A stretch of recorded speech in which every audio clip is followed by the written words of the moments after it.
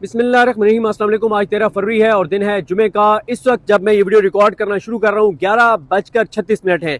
इस वक्त मैं शिफा इंटरनेशनल हॉस्पिटल के बाहर हूँ जो H8 में है। ये वो हॉस्पिटल है जिसके हवाले से इमरान खान साहब की फैमिली ने ये मुतालबा किया है और बार बार मुतालबा किया जा रहा है। इसी हॉस्पिटल के हवाले से जो चीफ एग्जेक्टिव है शौकत खानम के, उन्होंने भी यही मुतालबा किया है कि इमरान खान साहब का बेहतरीन इलाज इस्लामाबाद में अगर किसी हॉस्पिटल में हो सकता है तो वो ये शिफा इंटरनेशनल हॉस्पिटल है, क्योंकि एक अल शिफा हॉस्पिटल है, आई हॉस्पिटल है, उसके हवाले से भी इतलात है कि इमरान खान साहब को हुकूमत चाहती है कि वहां पर शिफ्ट किया जाए, लेकिन इमरान खान साहब की फैमिली ये चाहती है, इमरान खान साहब की बहनें ये चाहती हैं कि इमरान खान साहब को शिफा इंटरनेशनल H8 हॉस्पिटल में शिफ्ट किया जाए और यहाँ उनका ट्रीटमेंट होना चाहिए, क्योंकि जाहिर है ये बहुत अच्छा हॉस्पिटल है और बड़ा अच्छा इनका स्टैंडर्ड है।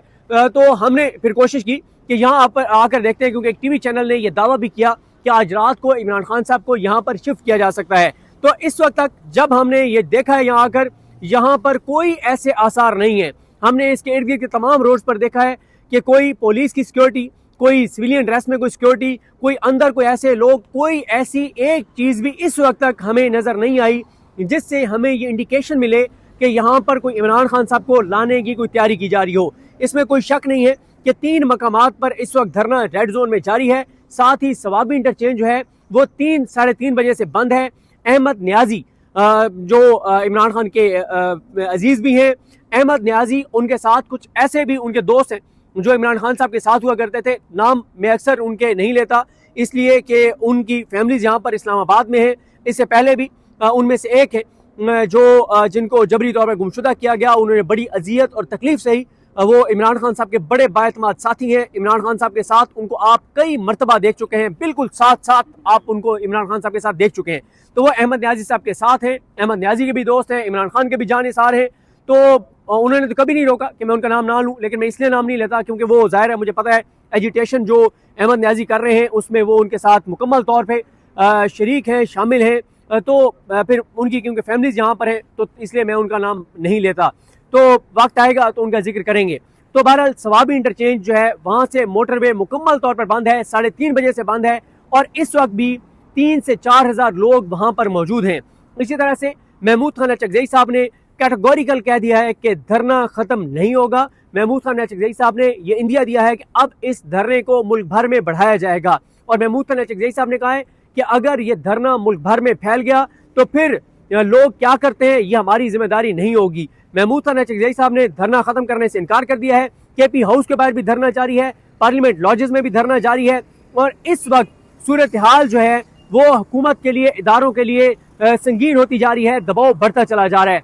एक चीज मैं यहाँ पे बहुत इंपॉर्टेंट कहना चाहता हूँ, क्योंकि जो मैंने सोशल मीडिया को देखा है तो कुछ ये जो PTI की इंटरनल लड़ाइयाँ हैं ना, या PTI के जो सोशल मीडिया की जायज इससे पहले अपनी लीडरशिप पे जो तनकीद है वो अभी भी मुझे नजर आ रही है। और मैं ये समझता हूँ कि इस मौके पे तहरीक इंसाफ का जो सोशल मीडिया है, अगर वो अपनी इंटरनल लड़ाइयों या वो अपनी क़यादत के खिलाफ इस मौके पे उनको टारगेट करेंगे और जो इस वक्त धरने जा रही हैं उनको हाइप नहीं देंगे, उनको रिपोर्ट नहीं करेंगे, उनकी कवरेज नहीं करेंगे, तो मेरा ख्याल है कि ये वो इमरान खान के साथ जुल्म करेंगे।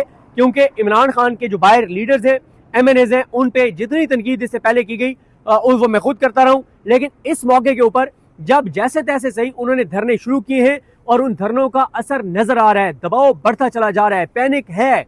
रेड जोन को ज्यादा देर ये बंद नहीं रख सकते। एम्बेसीज का काम रुका हुआ है, उनकी मूवमेंट रुकी हुई है। हर एम्बेसी अपने मुल्क में लिख कर भेज रही होगी कि पाकिस्तान का रेड जोन बंद है, पार्लियामेंट को ताले हैं, एक सूबे के वज़ीर आला को उसके KP हाउस से निकलने की इजाजत नहीं है, पार्लियामेंट लॉजेस को ताले हैं। हसनात मलिक साहब ने यही बताया कि दोपहर से नून लीग के जो MNAs हैं वो भी मैसूर बने हुए हैं। तो ये सारी रेड जोन के अंदर भी इस वक्त जो है वो धरने जारी हैं। सवाबी इंटरचेंज भी बंद है और भी कुछ KP में शाराएं बंद हैं।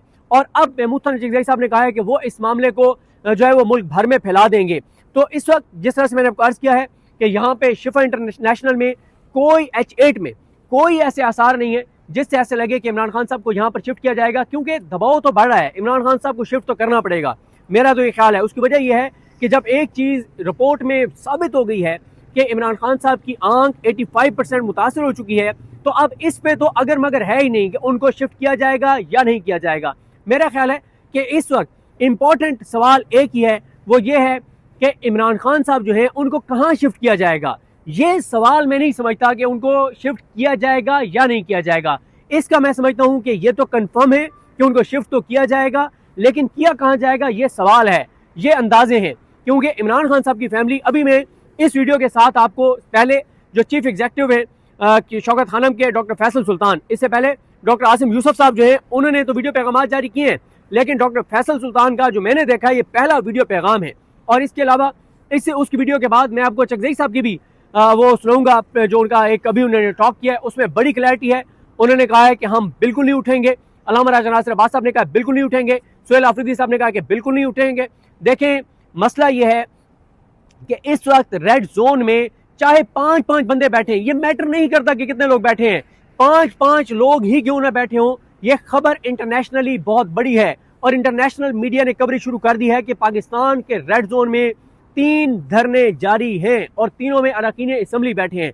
और ये हिकमत अमली अल्लामा राजा नासिर अब्बास साहब की थी कि हमें अरकान असम्बली से इस बार कुर्बानी लेनी चाहिए। पीटीआई का वर्कर गिरफ्तार हो जाता है, उन्होंने बहुत मारें खाई हैं, इस बार अरकान असम्बली जो है वो कुर्बानी दे, वो जो है वो आए सामने। और जैसे मैंने आपको अर्ज किया है कि तादाद बिल्कुल मैटर नहीं करती कि कितने लोग रेड जोन में बैठे हैं, बैठना ही उनका मैटर करता है। तो बहरहाल जी, अब आगे मैं आपको अभी सुनाता हूँ जो, और एक और चीज जो बार बार खालिद चौधरी साहब, अबू ज़र सलमान नियाजी साहब, इंतजार पनोता साहब सारे ये बात कर रहे हैं कि इमरान खान साहब जो है उनके वो फैसला जारी नहीं हुआ जो जुमेरात को समाअत हुई थी। एक और बड़ी डेवलपमेंट हो चुकी है जो मैं अभी आपको ये जो आप अभी आगे सुनेंगे डॉक्टर फैसल सुल्तान साहब का पैगाम, उससे पहले इमरान खान साहब के अहम तरीन केसेस जो है इमरान खान साहब और बुशरा बीबी साहिबा के, वो एक ऐसे बेंच के सामने लगा दिए गए हैं जिनके बारे में बाकी जाहिर है अल्लाह की ज़ात बेहतर जानती है वो क्या करेंगे।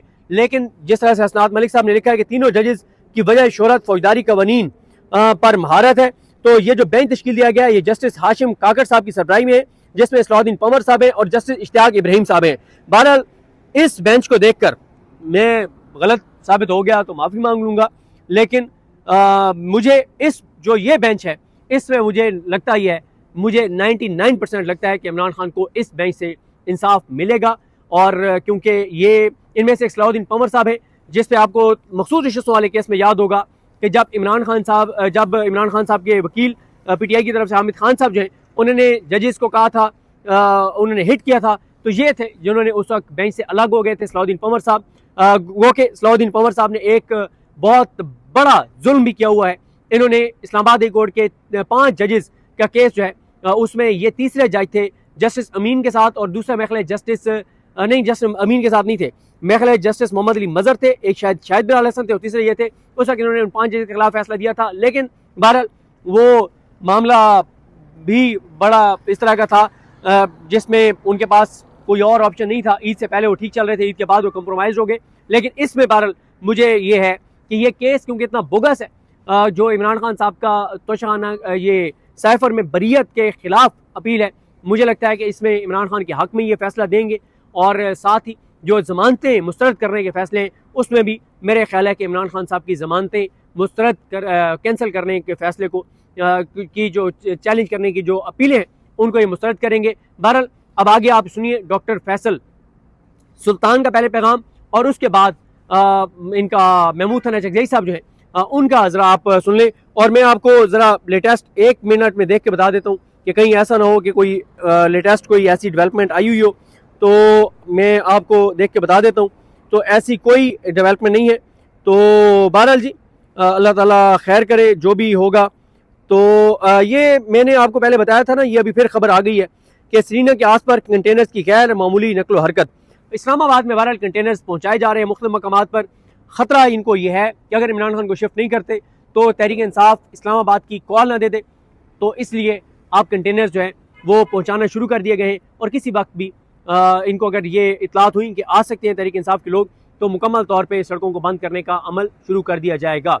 तो अब आगे फैसल सुल्तान साहब को और उसके बाद महमूद थाना चकजई साहब को सुनिए। जो भी अपडेट्स होंगी आपको आगाह करेंगे। मुझे अपनी दुआ में याद रखें। अलकरीम हामी नासरू, अल्लाह हाफ़िज़।